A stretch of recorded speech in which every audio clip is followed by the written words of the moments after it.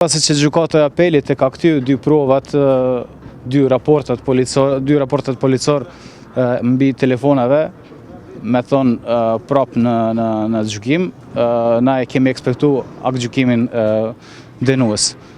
Por unë mendoj që këtë provat nuk mund të jetë me ligj, nuk janë me ligj, për shkak se nuk ka qenë urdhrin e gjykatës për bastisjen e telefonis, cili është parapar me neni 103 paragrafin 5 kodin procedurës penale, do me thonë se cili telefon për me analizu, për me bo bastisjen e telefonit duhet urdhrin e gjykatës. E këtu nuk ka qenë urdhrin e gjykatës. Do të apeloni këtë? Po, do të apeloj edhe do të luftoj deri gjykatën e kushtetues. Se në gjykata e kushtetues së Shqipërisë e ka marrë një gjykim vitin e kaluar, një rast i njëjtë, Ineida Omeraj është një rast, edhe e ka marrë qëndrimin që bastisjen e telefonit nuk mund të bëhet pa urdhrin e gjykatës.